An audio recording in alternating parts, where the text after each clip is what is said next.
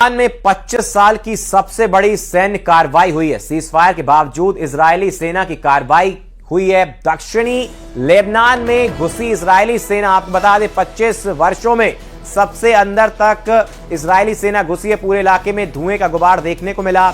Lebanon में 25 साल की सबसे बड़ी सैन्य कार्रवाई हुई है। सीजफायर के बावजूद इजरायली सेना की एक कार्रवाई देखने को मिली।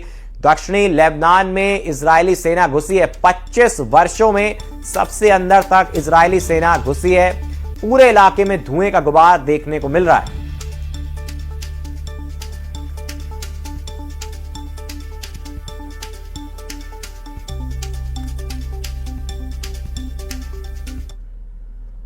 और संयुक्त राष्ट्र सुरक्षा परिषद की आपात बैठक बुलाई गई है। लेबनान में बिगड़ते हालात को लेकर बैठक बुलाई गई है। लेबनान में इजरायली सेना के बढ़ रहे कदम, यूएनएससी की आपातकालीन बैठक बुलाई गई है। देखिए, ये बेहद बड़ी जानकारी। संयुक्त राष्ट्र सुरक्षा परिषद की आपात बैठक बुलाई गई है। लेबनान में बिगड़ते हालात को लेकर यह बैठक बुलाई गई है।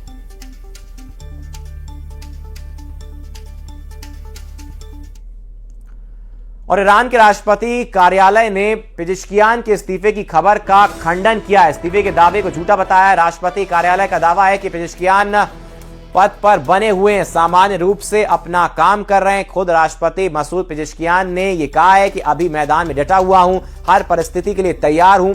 ईरान उतार चढ़ाव भरे रास्ते से गुजर रहा है। आपको बता दें कि इससे पहले खबर आई थी कि ईरान के राष्ट्रपति मसूद पेजेश्कियान ने मुस्तफा खामनेई के सामने इस्तीफे की पेशकश की थी।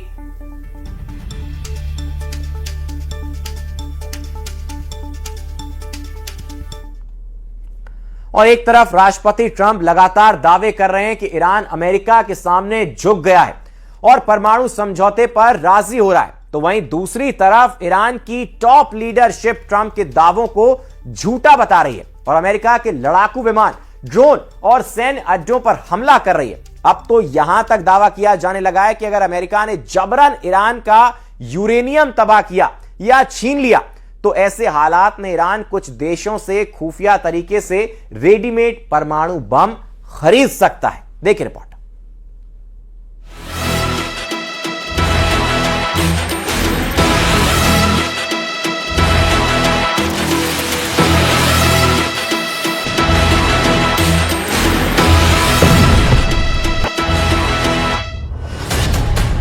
परमाणु पर ईरान का double game, readymade atom bomb खरीदेगा ईरान। क्या ईरान 60 दिन के सीज फायर की आड़ में रेडीमेड परमाणु बम खरीदने की फिराक में लगा हुआ है? क्या ईरान का परमाणु प्लान अब इतना ज्यादा खतरनाक हो चुका है कि अब ट्रंप को ईरान के ऊपर एक नई परमाणु शर्त थोपनी पड़ रही है? ईरान युद्ध और तनाव को 90 दिन से ज्यादा वक्त हो चुका है।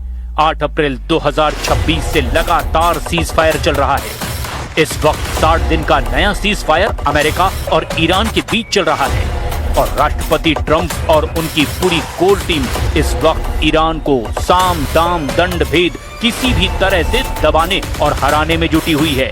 दरअसल ट्रंप चाहते हैं कि 60 दिन के सीज फायर में ईरान का 60% 440 किलो संवर्धित यूरेनियम को या तो अमेरिका पहुंचा दिया जाए या फिर ईरान में ही तबाह कर दिया जाए।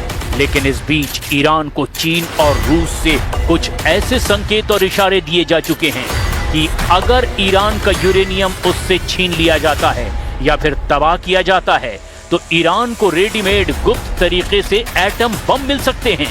क्योंकि इस साल की शुरुआत में रूस के पूर्व राष्ट्रपति और मौजूदा रूसी राष्ट्रीय सुरक्षा परिषद के उपाध्यक्ष दिमित्री मेदवेदेव ने दावा किया कि दुनिया में कई ऐसे देश हैं जो ईरान को परमाणु हथियार आसानी से दे सकते हैं। यही वजह है कि अमेरिका ईरान के खिलाफ ऐसी तैयारी में जुटा है कि ईरान कभी भी ना तो परमाणु हथियार बना पाए और ना ही हासिल कर पाए। इधर ईरान के तेवर इतने ज्यादा आक्रामक हैं कि उसने एक बार फिर से अमेरिका के एडवांस ड्रोन MQ-1 को मार गिराने का दावा किया है। अब तो अमेरिकी खुफिया एजेंसियां भी ईरानी मिसाइलों और खुफिया युद्ध की तैयारियों को लेकर के ट्रंप प्रशासन को चेतावनी दे रही हैं। दावा किया जा रहा है कि ईरान ने अपनी बेहद एडवांस बैलिस्टिक और हाइपरसोनिक मिसाइलों को बेहद गहरे भूमिगत बंकरों में पहुंचा दिया है। ये वो मिसाइलें हैं जिसकी काट इजराइल को भी आसानी से नहीं मिल रही। हम लगातार बदलते घटनाक्रम की शुरुआत करते हैं ईरान के उन परमाणु तेवरों और तैयारियों से जिससे सबसे ज्यादा राष्ट्रपति ट्रंप घबराए हुए हैं।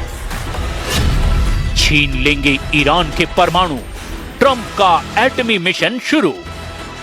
अमेरिका और इजराइल दोनों ही चाहते हैं कि इस वक्त कमजोर ईरान को इतना कमजोर और बेबस कर दो कि वो 7 पुश्तों तक कभी भी परमाणु बम हासिल करने की ना तो हिम्मत कर पाए और ना ही कभी ख्वाब पाल पाए। देखा जाए तो ईरान युद्ध और तनाव को 90 दिन से ज्यादा हो चुके हैं। अभी तक ना तो पूरी तरह से जंग रुकी है और ना ही कोई शांति समझौता हो पाया है। अमेरिकी मीडिया के दावों के मुताबिक कुछ ऐसी खबरें तेजी से वायरल हो रही है जो वाकई हर किसी को चौंका रही है। अमेरिकी मीडिया एक्सियोस के मुताबिक ईरान और अमेरिका के बीच एक समझौते का प्रारूप तय हो चुका है जिसमें अगले 60 दिन तक सीज फायर जारी रहेगा और इस दौरान ईरान हॉर्मुज स्ट्रेट को खोलेगा। लेकिन जैसे ही अमेरिका का दावा सामने आया, ईरान की तस्नीम न्यूज ने दावा कर दिया कि डील का लिखित प्रारूप फाइनल नहीं हुआ है।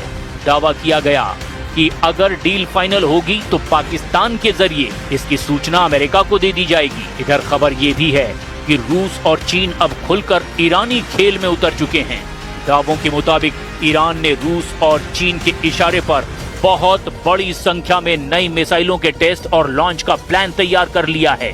अमेरिका को डर है कि कहीं ईरान मिसाइल लॉन्च के नाम पर परमाणु हथियारों का टेस्ट न करे।